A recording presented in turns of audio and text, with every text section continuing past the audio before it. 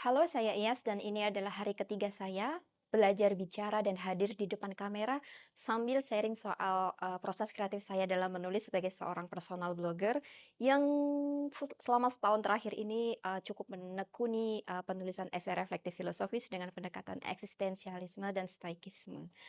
Em, jadi hari ini saya ingin sharing soal apa yang biasanya bukan apa yang biasanya, apa yang senantiasa menjadi momok atau hal yang ditakutkan bagi, sebagian besar atau beberapa penulis, baik penulis profesional ataupun, personal blogger seperti saya.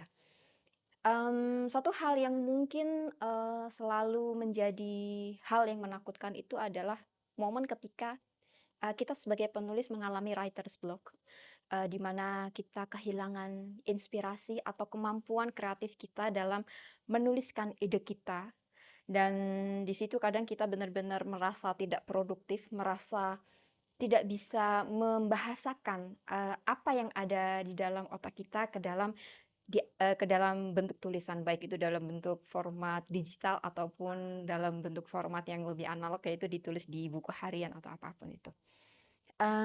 Kalau untuk teman-teman penulis yang lainnya atau penulis profesional lainnya, mungkin mereka mempunyai cara yang cukup jitu untuk menghadapi atau melewati fase ini.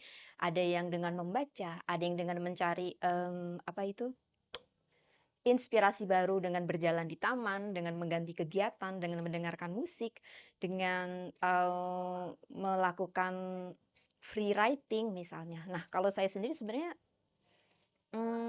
saya tidak pernah yang memaksakan diri untuk harus selalu menulis atau harus selalu produktif. Setiap hari harus ada tulisan baru, itu enggak. Jadi, ketika saya ada di momen ketika yang, aduh, nggak ada inspirasi untuk nulis gitu.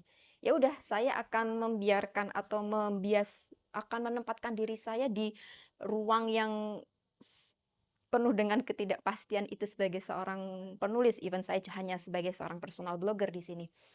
Karena apa yang saya tuliskan, yang saya bagikan di akun Medium saya, itu adalah esai-esai reflektif yang bersifat sangat personal, yang berangkat dari keresahan saya gitu.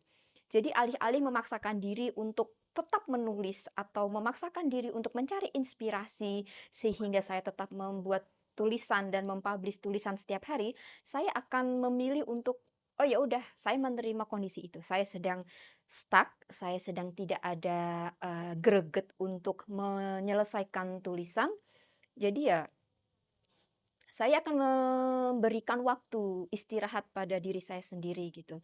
Dan sebenarnya ini tidak ada hubungannya dengan apakah writer's block yang saya alami atau kehilangan inspirasi yang saya alami ini berhubungan dengan ketiadaan ide.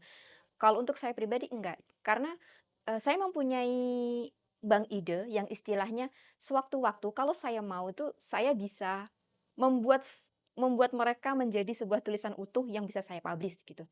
Tapi alih-alih menjadikan semuanya menjadi satu bentuk tulisan yang utuh, eee, saya menunggu momen yang klik. Ini memang sebenarnya agak cukup tricky atau riskan gitu, karena kalau kita seorang, penulis profesional gitu misalnya ya, ya nggak bisa dong kalau kita kerja hanya menunggu klik, hanya menunggu sreg, hanya menunggu gregetnya aja, itu memang tidak bisa. Tapi, sekali lagi karena saya di sini masih amatir gitu, jadi kalau masih berhubungan dengan tulisan-tulisan yang saya publish di Medium, saya akan menunggu klik dari semesta itu. Ya mungkin ini sedikit rewel ya, sedikit tidak ideal gitu, tapi esai reflektif yang saya tuliskan itu karena berangkat dari keresahan yang saya alami, jadi kalau saya paksakan nanti saya merasanya itu kayak bohong, bohong baik kepada diri saya sendiri ataupun kepada pembaca saya gitu.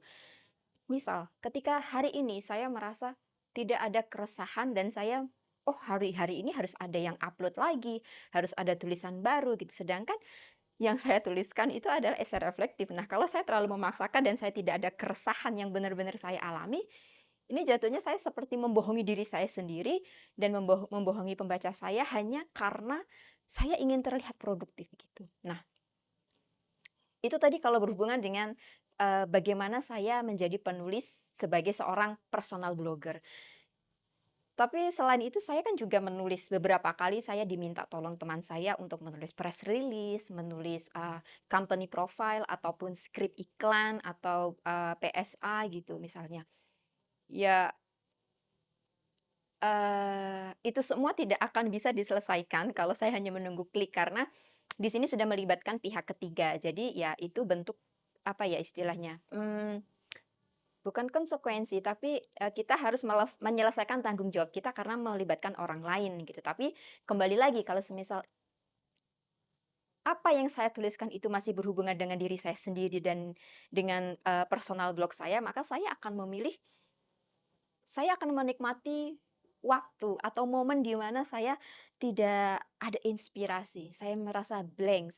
Jika memang laptop saya atau buku, catatan saya hari ini kosong, ya sudah saya tidak akan menuliskan apa-apa gitu. Tapi ini tidak membuat apa yang dilakukan oleh teman-teman penulis lainnya salah ya, karena setiap penulis itu mempunyai cara yang sesuai, cara yang menurut masing-masing kita benar untuk menghadapi momen writer's block. Untuk saya, mungkin saya akan menikmati momen kosong itu, momen jeda itu, momen, ketiadaan ide itu, tapi untuk penulis yang lainnya, mungkin mereka akan mencari cara untuk mendapatkan atau mengembalikan lagi inspirasi yang sempat hilang itu, baik dengan cara mendengarkan musik, membaca, atau berjalan-jalan di taman, atau yang lainnya gitu. Jadi di sini tidak ada batasan benar atau salah bagaimana seorang penulis menghadapi writer's block, karena satu penulis dengan penulis yang lainnya itu mempunyai cara masing-masing. Oke, saya kira cukup untuk, belajar bicara di depan kamera di hari ketiga ini. Semoga saya konsisten seterusnya. Thank you.